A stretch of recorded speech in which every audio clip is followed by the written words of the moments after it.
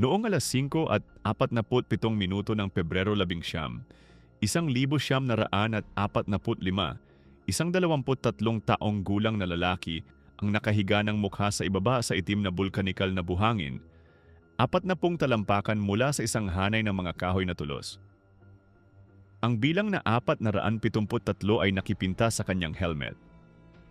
Daladala niya ang 65 libra ng kagamitan mula nang makarating siya 70 minuto na ang nakakaraan. Nanginginig ang buhangin sa ilalim ng kanyang katawan, hindi dahil sa mga alon, hindi dahil sa naval artillery na humampas sa pulo sa nakaraang 74 na araw. Nanginginig ito dahil direkta sa ibaba niya, wala pang 20 talampakan sa ilalim ng lupa, naroon ang mga Hapones na sundalo. Ang Iwo Jima ay 8 square miles, isang tipak ng bulkanikal na bato at itim na buhangin sa Hilagang Pasipiko, 760 milya mula sa Tokyo. Wala itong pang-ekonomiyang halaga.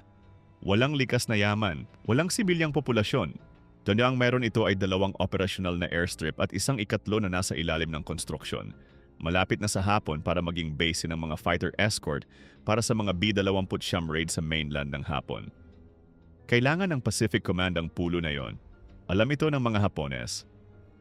Alam din ito ni Lieutenant General Tadamichi Kuribayashi.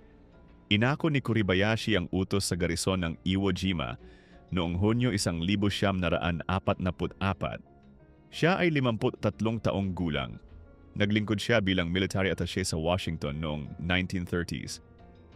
Pinag-aralan niya ang doktrina ng militar ng Amerika. Alam niya ng eksakto kung paano umaatake ang mga Marine Assault Force at alam niya na ang karaniwang depensa sa dalampasigan ay hindi gagana laban sa kanila. Nabigo ang mga depensa sa dalampasigan sa Tarawa. Nabigo ang mga ito sa Saipan. Bahagyang nabigo ang mga ito sa Peleliu. Sa bawat pulo, binomba ng American Navy ang mga coastal defense hanggang maging guho bago pa man makatuntong ang isang marine sa Pampang. Ang mga Hapones na sundalo na nakaligtas sa bombardment ay namatay sa unang minuto ng landing. Nakalantad sa dalampasigan, walang takip, harap-harapan sa mga marine na mas mahusay ang sandata at mas suportado. Gumawa si Kuribayashi ng desisyong hindi pa nagagawa ng anumang Hapones na komander sa Pasipiko. Hindi niya itatanggol ang dalampasigan. Itatanggol niya ang kalooban mula sa ilalim ng lupa. Noong Hunyo 1944, may humigit kumulang 13,000 Hapones na sundalo sa Iwo Jima. Mayroon si Kuribayashi ng 8 buwan bago dumating ang American fleet. Inutos niya sa bawat isa sa mga lalaking yon na gawing kaugalian ang isang bagay sa bawat araw, humukay. Ang subsurface ng Iwo Jima ay medyo malambot na bulkanikal na bato, maaring gawain ng mga piko at hand drill. Sa lalim na 5 talampakan, bumababa ang temperatura. Ang natural na sulpurik na gas mula sa bulkanikal na aktibidad ng Mount Suribachi ay pumupuno sa mga natural na luyang puwang. Natukoy ng mga inhinyero ng militar ng Hapon na sapat na matatag ang bato para suportahan ang mga tunnel na hanggang 12 talampakan ng lapad at 8 talampakan ng taas. Ang disenyo na inaprubahan ni Kuribayashi noong Hulyo 1944 ay hindi isang network ng trinchera. Ito ay isang lungsod sa ilalim ng lupa. Ang pangunahing sistema ay binubuo ng 11 milya ng magkakaugnay na tunnel. Hindi 11 milya ng mga trinchera sa ibabaw ng lupa. 11 milya ng mga tunnel na hinukay sa pagitan ng Siyam at 75 talampakan sa ilalim ng lupa. Kasama sa sistema ang mga silid ng utos, ospital, deposito ng pulbura, kusina, silid tulugan para sa hanggang 400 lalaki bawat komplikado, sistema ng bentilasyon, mga sisterna ng tubig, at koneksyon sa telepono sa pagitan ng bawat node sa network. Ang bawat posisyon ng artilerya ay may maraming pasukan. Ang bawat pasukan ay may tumpak na kinalkula na field of fire. Ang bawat posisyon ng machine gun ay sumasaklaw sa mga papalapit na ruta patungo sa ibang mga posisyon ng machine gun. Ang sistema ay idinisenyo upang hindi kailanman makalusot ang mga Amerikano sa gilid nito, hindi kailanman makalampas dito, hindi kailanman makasulong ng simpleng lampas dito. Upang atakihin ang anumang solong posisyon, ang mga Marine ay kailangang lumakad patungo sa crossfire mula sa mga posisyong hindi nila makita. Ang Mount Suribachi, ang bulkan sa timog na dulo ng pulo, ay ginawang sentro ng defensive system. Ang mga dalisdis ng bulkan ay naglaman ng 7 antas ng magkakaugnay na galerya. Ang pinakamalalim na antas ay 70 talampakan sa ilalim ng tuktok. Sa pamamagitan ng mga firing port na pinuputol sa mukha ng bato, ang mga machine gun ng Hapon ay maaaring mag-sweep ng mga landing beach sa 180 degree na arko. Ang mga Type 47mm anti-tank gun ay nailagay sa mga posisyong nagpapahintulot sa kanila na maarik pabalik sa loob ng bato pagkatapos ng bawat putok. Lumabas sila, pumutok, nawala. Hindi na ipagkaila ng muzzle smoke ang kanilang lokasyon. Ilang bahagi ng segundo lamang tumagal ang muzzle flash. Sa oras na mamarkahan ng isang marine ang posisyon at maradyo ito, narik na ang baril ng 3 metro pabalik sa loob ng tunnel. Ang sistema ay hindi nakasalalay sa pagpapanatiling malayo sa pulo ang mga Amerikano. Nakasalalay ito sa pagpatay sa kanila pagkatapos nilang dumating. Ang naval bombardment ng Iwo Jima ay tumagal ng 74 na araw. Ang American Navy ay nagpakawala ng mas maraming tonelada laban sa Iwo Jima kaysa sa anumang ibang pulo sa Pasipiko. Mga battleship, cruiser, destroyer. Mga sasakyang panghimpapawid ng carrier. Mga B-24 mula sa Marianas.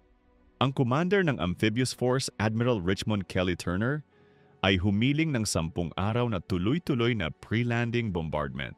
3 lamang ang ibinigay sa kanya.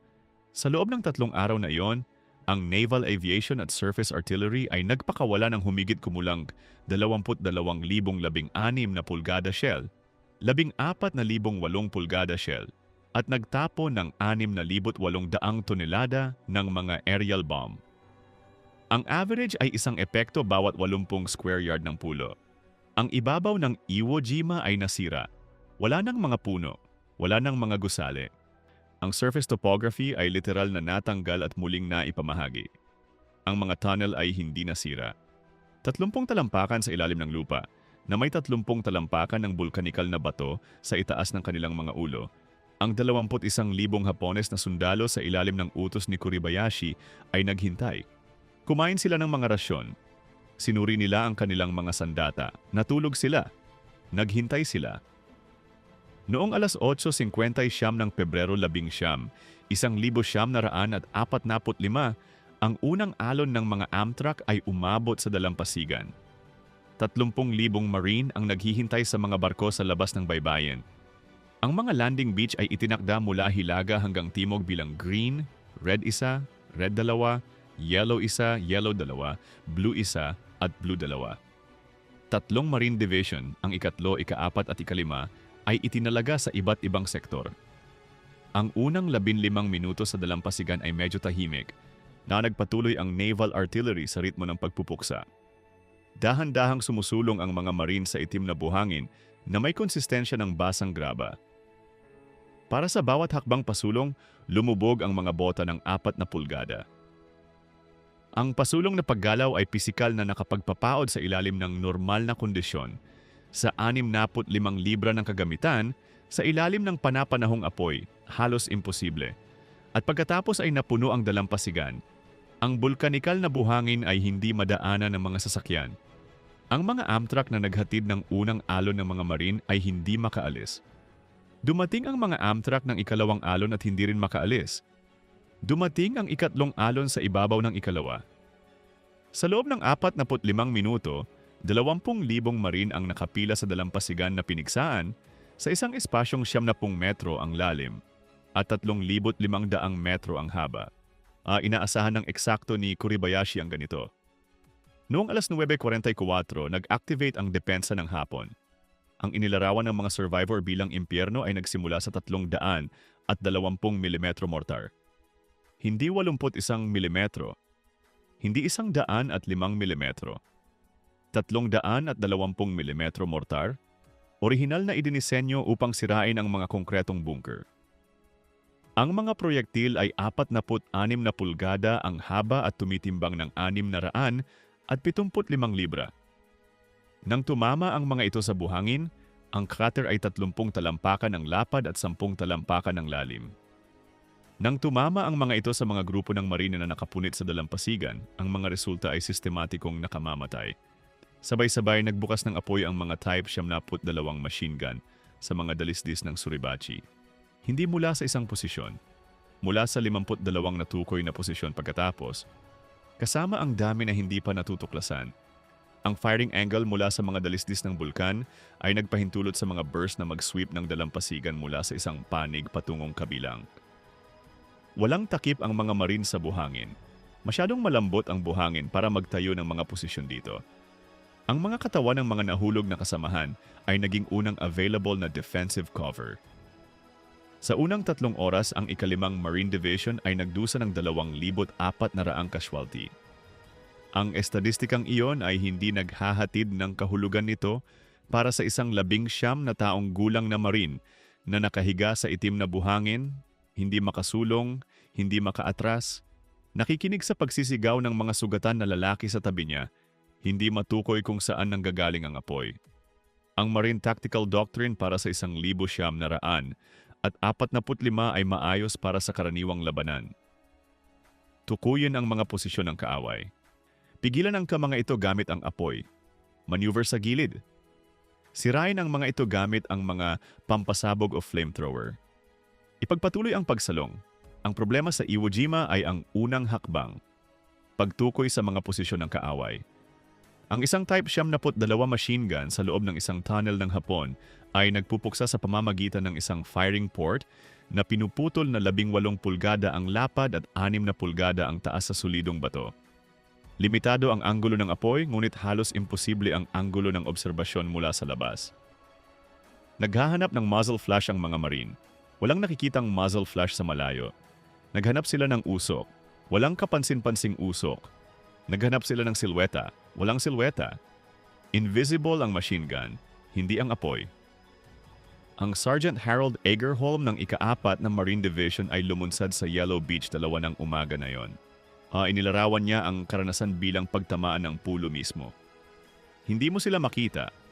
Makikita mo kung ano ang ginagawa ng mga bala. Ang isang lalaki na 3 talampakan sa iyong kanan ay bumagsak. Naghanap ka ng pinagmulan. Mga bato lamang. Itim na buhangin lamang. Mga krater lamang. Ang apoy ay nanggagaling sa lahat ng dako at wala kahit saan ng sabay-sabay. Ang radio coordination sa pagitan ng mga marine sa Pampang at ng mga naval fire control officer sa mga barko ay gumana sa unang ilang oras. Nag-call in ang mga observer ng mga fire mission sa grid coordinate.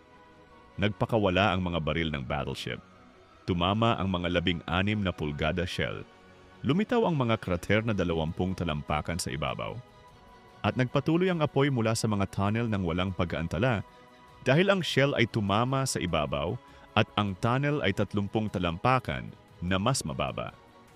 Ang mga sasakyang panghimpapawid ng close air support ay nagpapatakbo ng tuloy-tuloy sa itaas. Mga Corsair at Hellcat sa mga strafing run laban sa mga markadong posisyon. 500 librang bomba. Napalm. Nakita ng mga piloto ang itim na bulkanikal na buhangin, mga krater, ang mga katawan ng mga marine. Napakakaunti nilang nakitang apoy mula sa Hapon dahil ang apoy ng Hapon ay nanggagaling mula sa loob ng bato. Sa oras ng gabi ng unang araw, ang mga marine ay sumusulong sa pagitan ng 200 at 700 dipa mula sa dalampasigan, depende sa sektor. Ang halaga ay 2,400 napatay at nasugatan. Ni isang tunnel ng Hapon ang hindi nasira. Ang tugon ng Amerika sa tunnel system ni Kuribayashi ay naunlad sa unang mga araw ng labanan, hindi dahil sa doktrina kundi sa agarang pangangailangan. Ito ay ang parehong lohika na nagbunsod sa mga PT boat crew na mag-unbolt ng mga kanyon mula sa mga sirang eroplano sa Henderson Field. Ang sitwasyon ay walang solusyon sa mga manual. Nahanap ng mga lalaki sa lupa ang mga solusyon mismo.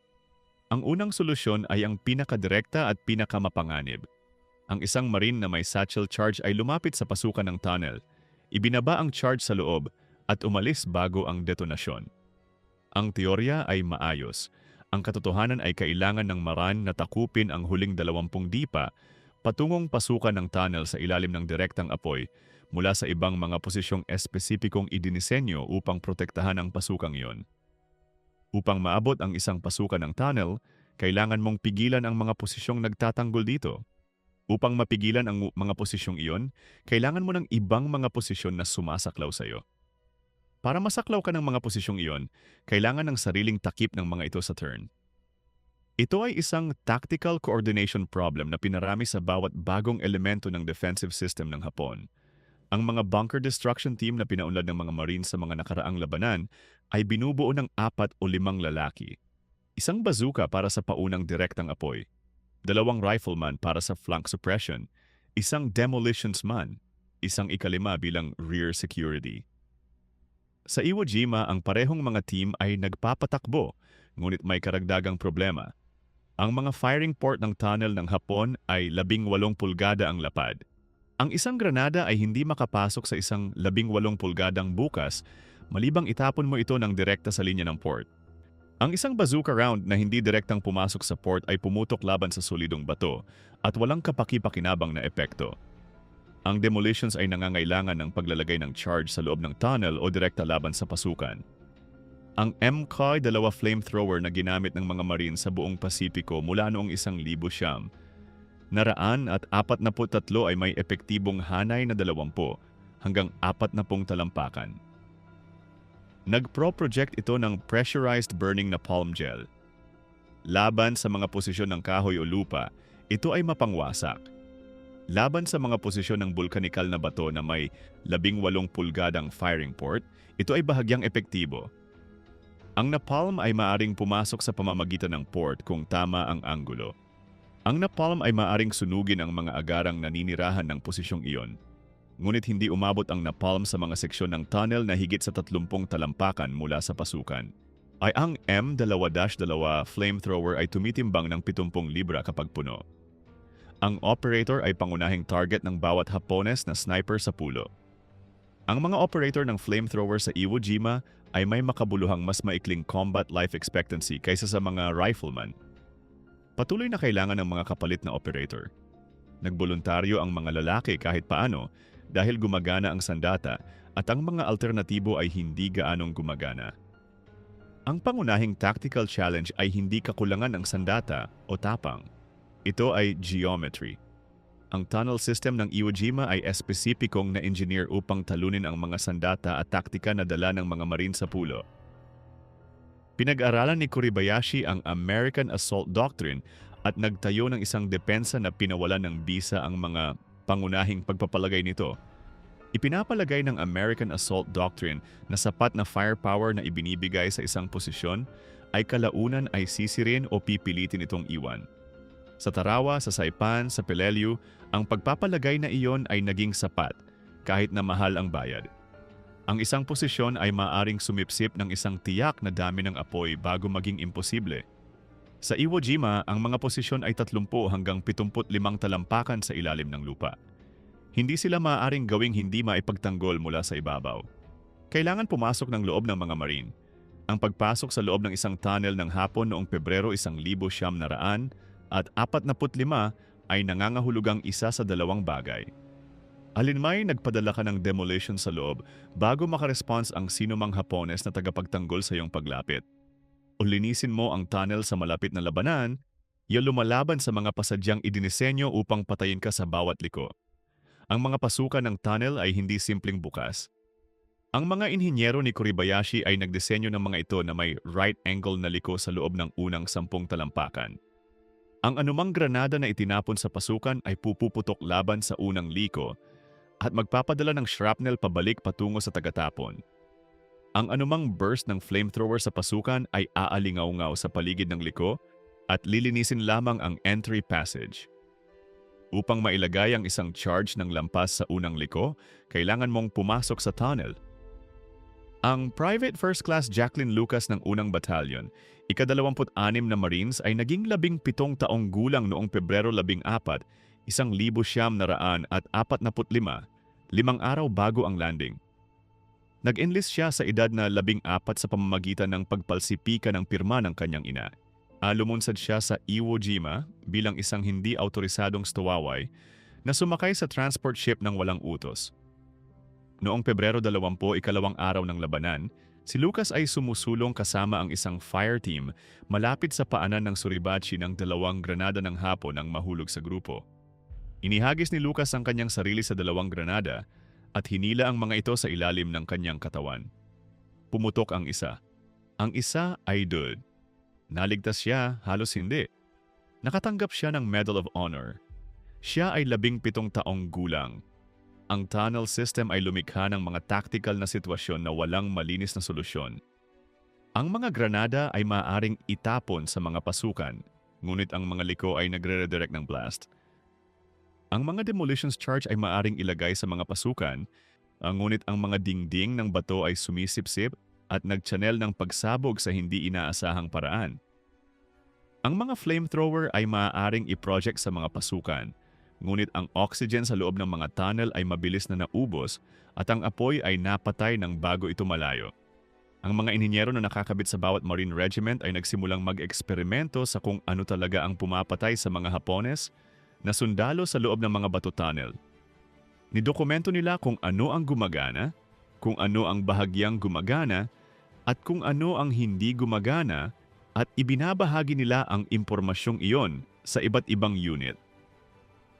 Ang patuloy na gumagana ay bulk explosive na inilagay ng direkta laban sa dingding ng tunnel. Hindi sa pasukan, kundi katabi nito. Ang isang 40 libraang shaped charge ng C-2 explosive na inilagay laban sa dingding ng tunnel, sa itaas ng kilalang ruta ng tunnel, at pinaputok ay magpapalugmok ng 10 hanggang 15 talampakan ng tunnel. Ang mga lalaki sa loob ng seksyong iyon ay namatay mula sa concussion at pagbagsak ng sabay-sabay. Ang limitasyon ay kailangan mong malaman kung saan tumatakbo ang tunnel, na nangangailangan ng alinman sa pagkuha ng mga mapa ng tunnel mula sa mga patay na Hapones na opisyal o paggamit ng pattern ng mga pwesto ng labanan upang mahinuha ang ruta. Ang Sergeant Everett Pope, na nag-utos ng isang kumpanya ng unang Marines sa panahon ng kampanya ng Pelilio na nauna sa Iwo Jima, ay nagsulat ng after-action report na kumalat sa headquarters ng Marine Corps noong taglagas ng 1,944. Iniilarawan ng ulat ni Pope ang mga limitasyon ng karaniwang demolitions laban sa mga reinforced na posisyon at inirekomenda ang preloading ng maraming charge sa mga sunod-sunod na punto sa isang ruta ng tunnel bago ang sabay-sabay na detonasyon. Ang technique ay theoretically maayos, ngunit hindi pa naipatupad ng sistematiko. Sa Iwo Jima, si First Lieutenant Keith Wells ng ika-27 Marines ay nagsimulang magpatupad ng bersyon ng konsepto ni Pope noong Pebrero 22.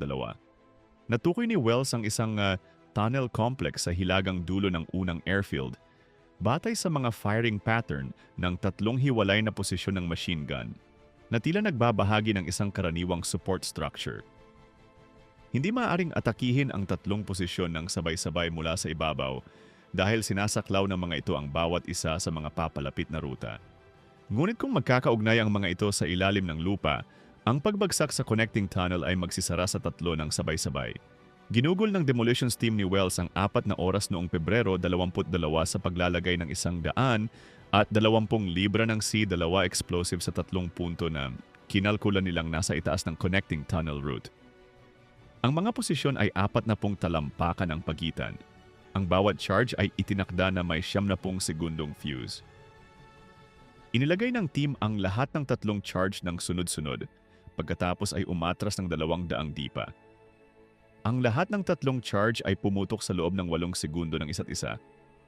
Ang ibabaw ng lupa sa itaas ng ruta ng tunnel ay bumiyak at bumaba ng 4 na pulgada sa isang 60 talampakan na seksyon. Tumahimik ang 3 posisyon ng machine gun. Hindi na sila nagpuksa muli. Ito ang unang matagumpay na paggamit ng sequential tunnel collapse laban sa isang konektadong Hapones na defensive position sa Iwo Jima. Ang teknik ay nangangailangan ng tumpak na pagpoposisyon na nangangailangan ng pag-unawa sa geometry ng tunnel. Ang mga Hapones na inhinyero ng tunnel ay sumunod sa mga tiyak na prinsipyo ng disenyo.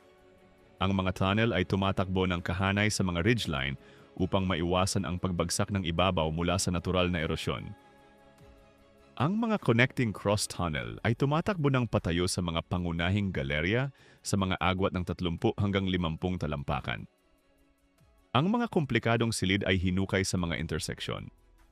Ang pattern ay sapat na pari-pareho upang mahulaan ng mga bihasang inhinyero Ang mga ruta ng tunnel mula sa surface topography at mga obserbasyon ng pattern ng depensa at pinag-aralan ng Marine Corps Engineer Captain David Severance ang konstruksyon ng Hapones na depensa mula sa mga captured na dokumento sa mga linggong bago ang Iwo Jima landing. Naghanda siya ng briefing para sa mga regimental commander na naglalarawan ng malamang na arkitektura ng tunnel batay sa mga dokumento at ang topographic survey na ginawa ng submarine periscope photography bago ang operasyon. Halos walang dumalo sa briefing na iyon. Ang conventional wisdom bago ang landing ay makukuha ng naval bombardment ang mga tunnel bago makatuntong ang mga marine sa pampang. Nang mabigo ang bombardment na gumuho ng anuman, ang mga material ng briefing ni Severance ay naging pinakamahalagang mga dokumento sa pulo. Noong Pebrero 24, ang mga kopya ng mga diagram ng arkitektura ng tunnel ni Severance ay ipinamamahagi sa bawat battalion commander sa Iwo Jima. Ang mga diagram ay nagpakita ng mga hula na ruta ng tunnel, lokasyon ng silid at posisyon ng ventilation shaft. Ang mga hula ay humigit kumulang 70% ang katumpakan. Sapat na iyon. Ang mga demolitions team ay nagsimulang sistematikong itarget ang mga interseksyon. Ang mga interseksyon ay kung saan matatagpuan ang mga silid ng tunnel. Ang mga silid ng tunnel ay nagtataglay ng pinakamalaking konsentrasyon ng mga Hapones na sundalo. Ang isang 60 libraang charge sa isang hula na interseksyon ay nagpapalugmok ng mas maraming dami ng tunnel kaysa sa isang 120 libraang charge na inilalagay laban sa isang seksyon ng tuwid na tunnel. Ang mga ventilation shaft ay nagpakita ng ibang pagkakataon. Ang mga inhinyero ni Kuribayashi ay nag-install ng ventilasyon upang maiwasan ang pag-ipon ng carbon dioxide sa tunnel system. Ang mga shaft ay karaniwang 8 hanggang 12 pulgada ang diameter, nakatago sa ibabaw sa ilalim ng mga gubok ng bato o sa loob ng mga natural na bitak sa bulkanikal na ibabaw. Masyadong maliit ang mga ito para sa anumang sistema ng sandata na direktang gamitin. Ngunit sapat ang laki ng mga ito para sa isang tiyak na bagay. Gasolina.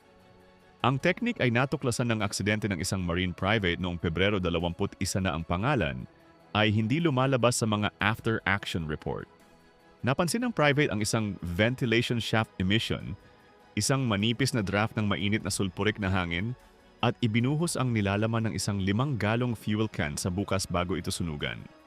Ang gas na pumutok sa loob ng tunnel ay nakapatay ng tinatayang 12 Hapones na sundalo sa connecting gallery at nagpalugmok ng isang 20 talampakang seksyon ng dingding ng tunnel. Sa loob ng 48 oras, ang sinadyang pagpapakilala ng gasolina sa mga ventilation shaft ay naging karaniwang pamamaraan sa maraming unit. Ang mga CB Construction Battalion na nakakabit sa landing force ay nagdala ng malaking dami ng diesel fuel para sa kanilang kagamitan. Ang bahagi ng gasolinang iyon ay inilipat sa mga operasyon ng pagwasak ng tunnel. Ang gasolina ay ibinuhos sa mga natukoy na ventilation shaft, binibigyan ng 20 minuto upang kumalat sa pamamagitan ng connected air circulation system, at pagkatapos ay sinusunog gamit ang isang phosphorus grenade. Ang mga resulta ay hindi pare-pareho. Minsan ang ignition ay nagprodukte ng detonasyon na nagpalugmok ng mga seksyon ng tunnel. Minsan nagprodukte ito ng apoy na mabilis na nasunog. Minsan ang oxygen depletion ay nagpatay ng apoy bago ito kumalat. Ngunit minsan pinatay nito ang lahat sa isang connected na seksyon ng tunnel. At sapat na iyon upang bigyang katwiran ang pagpapatuloy ng teknik. Ang sistematikong hamon ay ang tunnel system ng Iwo Jima ay may 11 milya ng connected na mga daan. Ang mga marine ay sumisira ng mga tunnel sa rate na 200 hanggang 400 talampakan bawat araw sa pamamagitan ng pinagsamang demolitions, fuel introduction, at direktang assault. Sa rate na iyon, ang kumpletong tunnel neutralization ay mangangailangan ng mga buwan. Ang labanan ay kailangang matapos bago mamuling masaplayan o mapalaki ang garison ng pulo. Inaasahan ni Kuribayashi ang matagalang depensa. Ang kanyang mga utos sa garrison, ipinamamahagi ng nakasulat bago ang labanan at nakuha mula sa maraming patay na opisyal sa panahon ng labanan, ay nagdireksyon na ang bawat sundalo ay dapat patayin ang 10 Amerikano bago mamatay. Ang mga utos ay hindi retorika. Sila ay mga operational na instruksyon na may tiyak na tactical na layunin.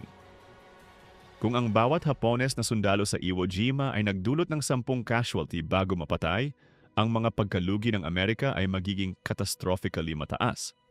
Ang matematika sa likod ng utos ni Kuribayashi ay tumpak. 21,000 Hapones na sundalo, 10 patay bawat isa, 210,000 American casualty. Ang American Assault Force ay humigit kumulang 70,000 marina. Ang utos ay humihiling ng casualty ratio na sisirin ang 3 kumpletong Marine Division at gagawing politically imposible sa United States ang pagpapatuloy ng mga operasyon sa Pasipiko. Ang tunnel system ang mekanismo para makamit ang ratio na yon. Ang mga lalaking lumalaban sa labasan na kinakaharap ang nakatataas na American firepower at air support ay mabilis na masisira. Ang mga lalaking lumalaban mula sa 75 talampakang malalim na mga tunnel ng bato, lumilitaw at nawawala, nagdadala ng mga marine sa mga nakahandang kill zone, ay maaaring mapanatili ang rate ng attrition ng walang katapusan. Alam ito ng mga marine. Ang solusyon ay gawing hindi maaaring tirahan ang mga tunnel nang hindi pumasok sa mga ito.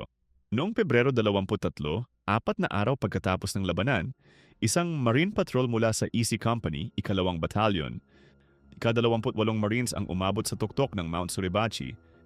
Ang Sergeant Michael Strunk, Corporal Harlan Block, Private First Class Franklin Susli, Private First Class Rene Gagnon, Private First Class Ira Hayes, at Navy Corpsman John Bradley ay nagtaas ng bandila sa isang tubo na nahanap nila malapit sa tuktok.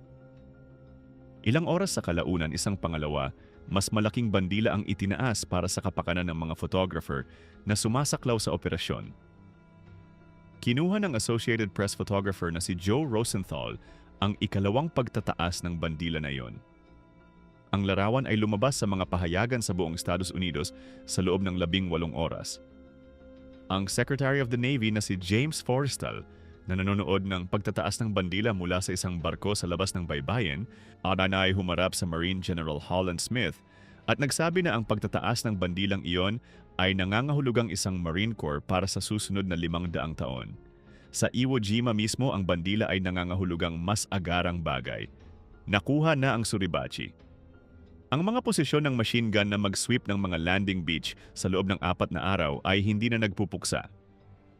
Ang mga marina na nakikipaglaban paakyat laban sa mga galerya ng Suribachi ay maaari nang muling i-redirect ang kanilang mga pagsisikap patimog patungo sa pangunahing tunnel complex na tumatakbo sa plateau ng Pulo.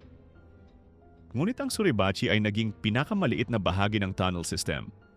Ang pangunahing defensive position ay tumatakbo sa hilagang plateau ng Pulo sa pamamagitan ng isang ridge system na pinangalanan ng mga marine na meat grinder. Ang 3 pangunahing terrain feature ay hill, 382, Turkey Knob, at ang amphitheater. Ang bawat isa ay isang tunnel complex sa sarili nito. Ang hill 382 ay ang pinakamataas na punto sa hilagang plateau at naglaman ng central na communications node para sa buong Hapones na defensive system. Ang Turkey Knob ay nagtataglay ng isang reinforced na konkretong blockhouse na itinayo sa loob ng bato na nagsilbing sentro ng obserbasyon at kontrol ng artilerya. Ang amphitheater ay isang natural na mangkok na hugis na napapalibutan ng mga ridges sa 3 panig na may mga Hapones na puwesto ng apoy na sumasaklaw sa bawat papalapit na ruta sa kalooban nito. Ang ika-4 na Marine Division ay gumugol ng 10 araw sa pag-atake sa 3 posisyong ito. Pinangalanan nila ang mga ito ng kolektibo na meat grinder para sa isang dahilang hindi na kailangang ipaliwanag. Ang hill, 382 ay nagpalit ng kamay ng 7 beses sa 6 na araw. Ang mga marine ay maabot ang tuktok, magtatayo ng posisyon, at makikita na ang mga Hapones ay maaring lumabas mula sa mga pasukan ng tunnel sa likod nila, sa ibaba ng crestline pagkatapos makaraan ang mga marine. Ang isang posisyong tila ligtas ay nagiging hindi maaaring ipagpatuloy ng lumitaw ang mga lalaki mula sa lupa sa iyong likuran. Ang problema ay hindi ang hindi matukoy na mga tunnel. Sa huling bahagi ng Pebrero, ang mga marine engineer ay nagpaunlad ng mga maasahang pamamaraan para sa pagtukoy ng mga ruta ng tunnel at lokasyon ng firing port. Ang problema ay ang sistema ay masyadong malaki at masyadong malalim para sa mga sandata at mga tauhang available upang sistematikong i-neutralize ito bago ang attrition na idinisenyo nitong gawin ay maging epektibo. Noong Marso 1, 1945, nag-ulat ang ika-5 Marine Division na sa isang araw na labanan sa kahabaan ng isang 400 dipa na harapan, Nakatanggap ito ng 300 casualty at sumusulong ng average na 40 dipa. Ang matematika ay malinaw. 300 casualty para sa 40 dipa. Ang meat grinder complex ay umabot sa 1,800 dipa. Sa rate na iyon, ang kumpletong pagwasak ng Northern Tunnel System ay magkakahalaga ng division ng 13,500 casualty bago ito makarating sa hilagang baybayin ng pulo. Ang division ay lumunsad na may 13,586 na lalaki. Ang sagot ay nanggaling mula sa isang hindi inaasahang kombinasyon ng engineering at chemistry na hindi inaasahan ng anumang manual ng sandata. Ang Staff Sergeant Henry Basilone na nakatanggap ng Medal of Honor para sa kanyang mga kilos sa Guadalcanal at nakabalik sa labanan laban sa payo ng lahat ng nakakaalam ng kanyang mga odds sa pagkaligtas, ay napatay noong Pebrero 11, ang unang araw ng landing. Siya ay 28 taong gulang. Bago ang kanyang kamatayan, sinabi ni Basilone sa sinumang handang makinig na ang pulo ay naiiba mula sa Guadalcanal. Ang mga Hapones ay hindi lalabas upang lumaban. Kailangan mong hanapin sila sa ilalim ng lupa.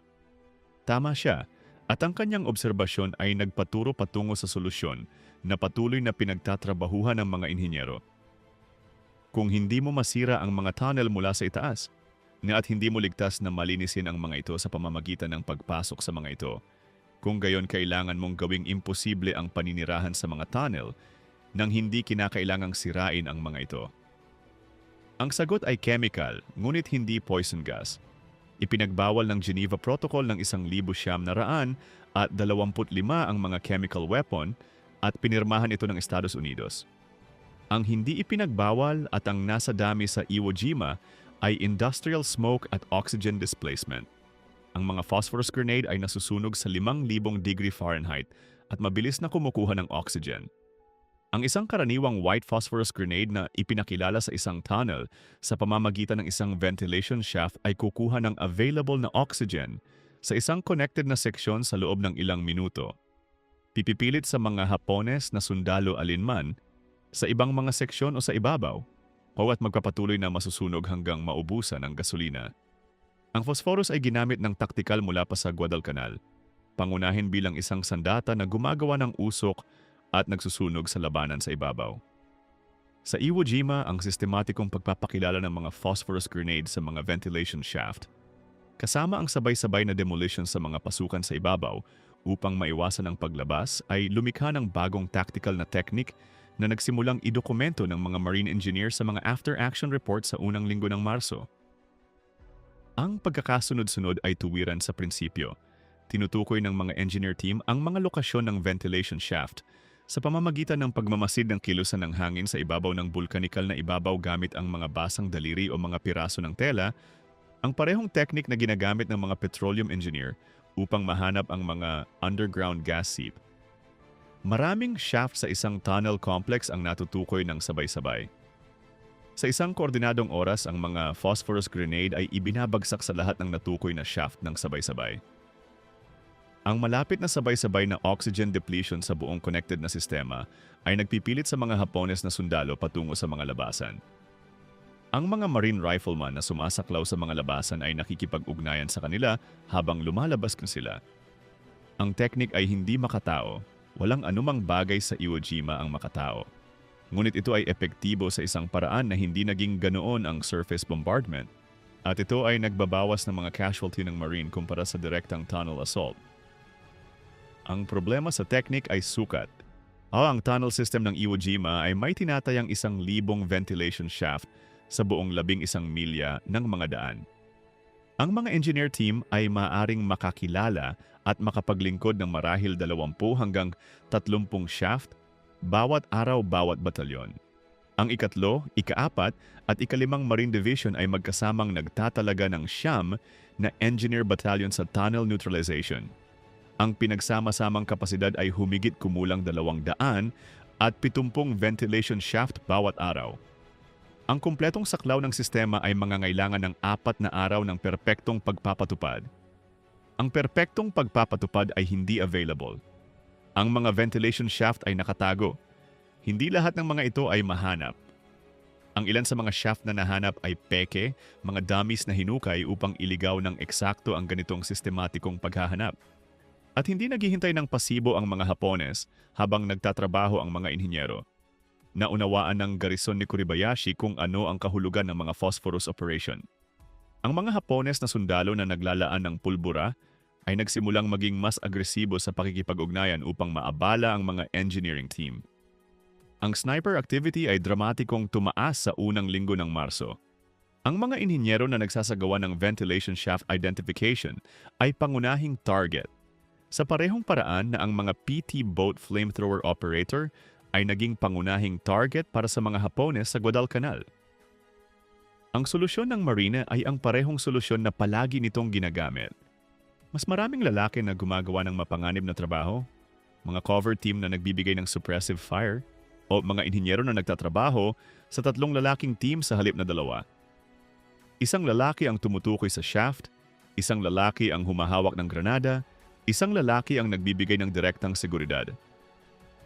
Ang casualty rate sa mga engineer team ay mas mataas kaysa sa mga rifle company sa ilang mga araw sa unang bahagi ng Marso.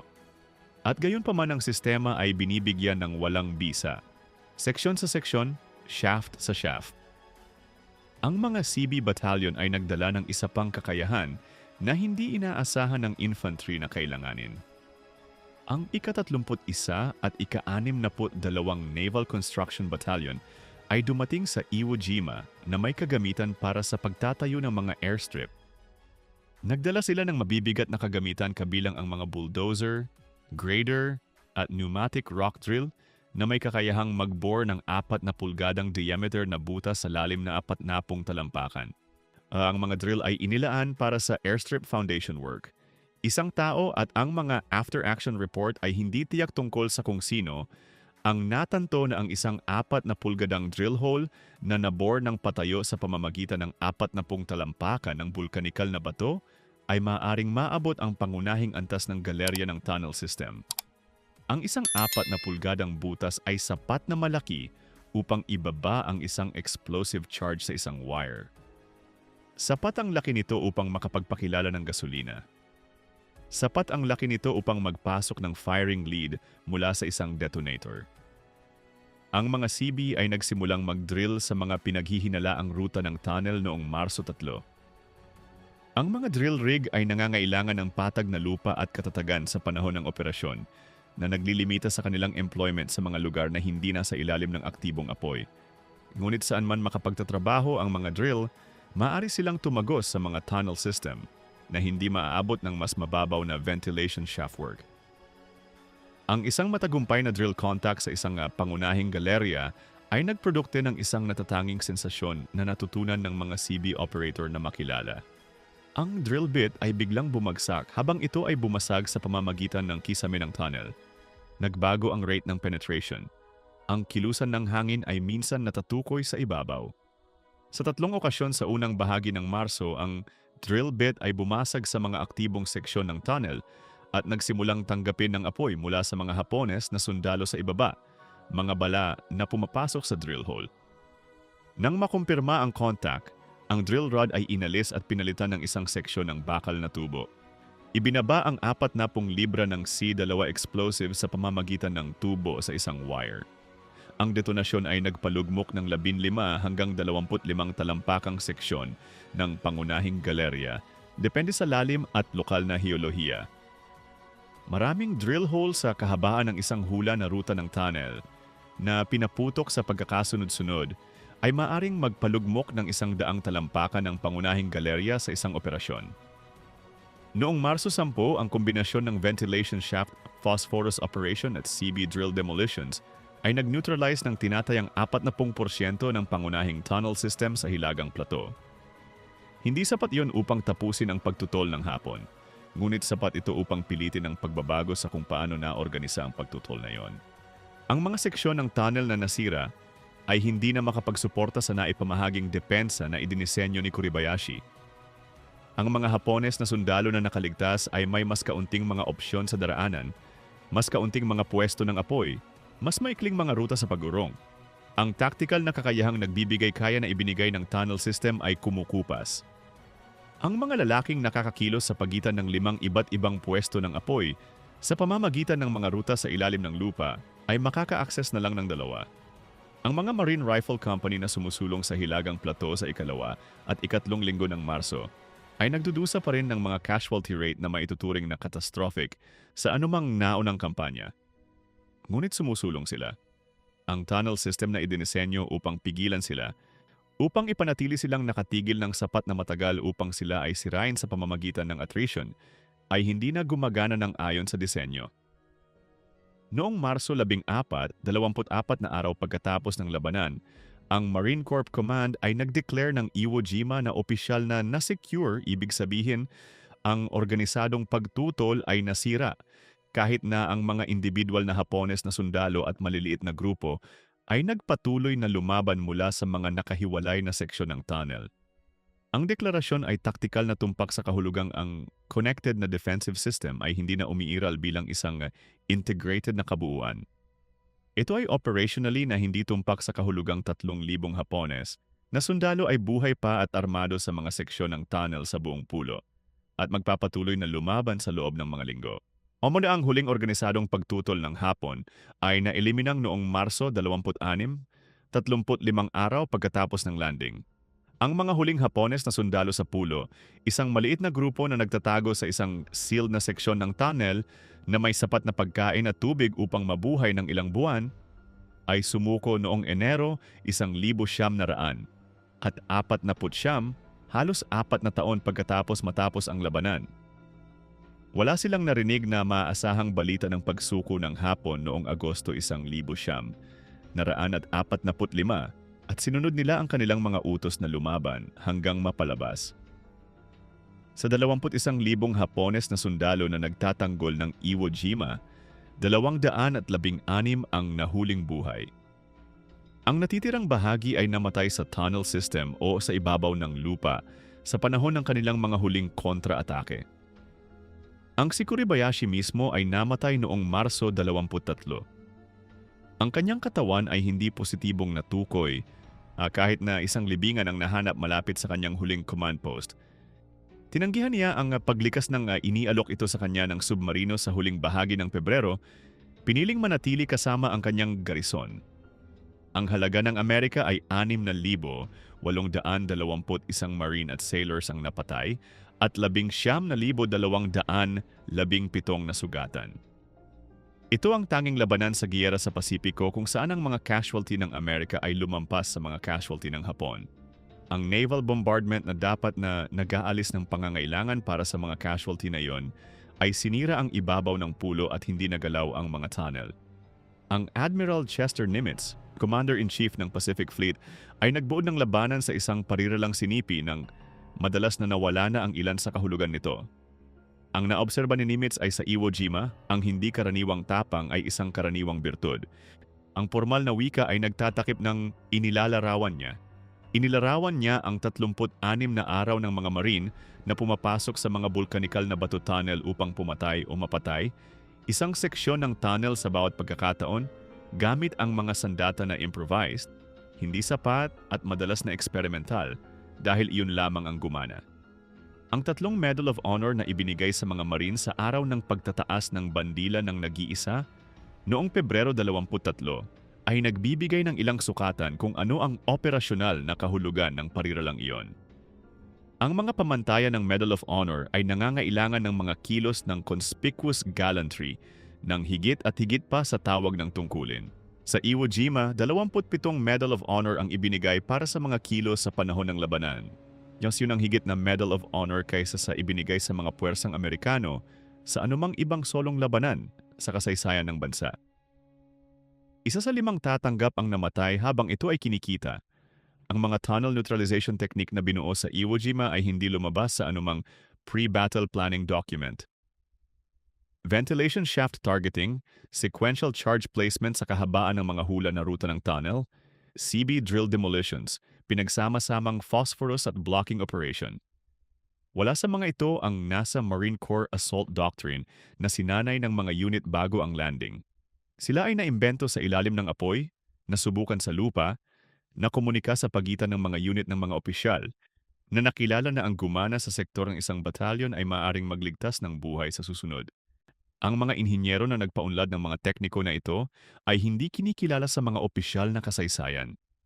Ang mga CB operator na nag-drill sa pamamagitan ng 40 talampakan ng bulkanikal na bato sa mga aktibong tunnel complex sa ilalim ng apoy ng sniper ay hindi nakatanggap ng tiyak na pagkilala. Ang mga sergeant at junior officer na natuklasan ang ventilation shaft identification at sistematikong phosphorus operation ay wala sa mga karaniwang ulat ng labanan. Ngunit ang mga teknik na iyon, na binuo sa pagitan ng Pebrero 19 at Marso 14, 1945 sa isang piraso ng bulkanikal na bato sa Hilagang Pasipiko, ay naging foundational doctrine para sa underground defensive position neutralization na dala ng mga puwersang Amerikano sa bawat kasunod na labanan. O ay ang Chief Warrant Officer Victor Magakian ng ika-28 Marines ay gumugol ng kanyang post-war career sa pagsusulat ng mga technical na manual para sa Marine Corps Engineer School sa Camp Lejeune. Ang mga manual ay sumasaklaw sa mga teknik ng demolitions laban sa mga reinforced na posisyon sa field. Ang Kabanata 7 ng edisyon ng 1948 ay naglalarawan ng mga pamamaraan ng tunnel neutralization na binuo mula sa mga after-action report ng Iwo Jima. Inilista ng manual ang ventilation shaft identification bilang pangunahing reconnaissance task bago i-commit ang mga demolitions resource sa isang tunnel complex. Inirekomenda nito ang sequential charge placement batay sa hula na geometry ng tunnel. Inilarawan nito ang drill point access bilang ginustong pamamaraan para sa malalim na pagwasak ng galerya. Ang kabanata ni Magakian ay isinasama sa Joint Service Doctrine noong 1952. Ginamit ito sa Korea. Ito ay na-update at ginamit sa Vietnam. Ang mga teknik na unang na-improvise ko sa unang 2 linggo ng Marso, 1945 ng mga inhinyero na walang doktrinang gagabay sa kanila ay nahahanap pa rin sa kasalukuyang mga manual ng militar ng Amerika sa mga subterranean na operasyon. Ang Marine Corps na lumunsad sa Iwo Jima ay nagdala ng doktrina na binuo para sa ibang uri ng giyera. Mga depensa sa dalampasigan, mga nakahandang posisyon sa ibabaw, mga karaniwang fortification na mahina sa karaniwang apoy. Nakahanap sila ng isang bagay na walang sagot ang kanilang doktrina, isang defensive system na bumaba sa ilalim ng lupa upang talunin ang American firepower. At itinayo nila ang sagot mula sa simula habang lumalaban. Kaya ang korporal na ang bilang ay 473, nakahiga sa itim na buhangin sa umaga ng Pebrero 19, nararamdaman ang pagyanig ng lupa sa ilalim niya, ay hindi alam na nararanasan niya ang unang mga oras ng isang 36 na araw na labanan na mangangailangan ng kanyang core na mag-imbento ng bagong anyo ng pakikidigma upang mabuhay ito. Alam niya na nanginginig ang lupa. Alam niya na ang apoy ay nanggagaling mula sa isang lugar na hindi niya makita. Bumangon siya at sumusulong. Ang kanyang pangalan ay Dean Winters. Nakaligtas siya sa labanan. Bumalik siya sa Rochester, New York pagkatapos ng gyera, nagtrabaho bilang isang makinist, pinalaki ang 3 anak at namatay noong 1971. Nagbigay siya ng isang pakikipanayam tungkol sa Iwo Jima noong 1985 sa isang lokal na reporter ng pahayagan na sumusulat ng isang piraso para sa Veterans Day. Nang tanungin ng reporter kung ano ang pinakamalinaw na naaalala ni Winters tungkol sa labanan, sinabi niya na naaalala niya ang paggalaw ng lupa sa ilalim ng kanyang mga paa sa unang umaga at hindi pag-unawa kung bakit. Naunawaan niya kalaunan. Naunawaan ng lahat sila, isang pasukan ng tunnel sa bawat pagkakataon. Kung naalog ka ng kwentong ito tulad ng pag-alog nito sa amin, gumawa ng isang bagay ngayon. Kung naalog ka ng kwentong ito, i-like at mag-subscribe. Ang bawat like ay nagsasabi sa YouTube na ipakita ang kwentong ito sa mas maraming tao na hindi pa narinig ang pangalang Dean Winters o Tadamichi Kuribayashi o ang mga lalaking natuklasan kung paano lumaban sa ilalim ng lupa nang walang anumang manual na nagsasabi sa kanila kung paano. Mag-drop din ng komento sa ibaba dito at sabihin sa amin kung saan ka nanonood. Ngayon, yung panoorin ang susunod na video na ito. Hindi ka maniniwala sa ginawa ng lalaking ito.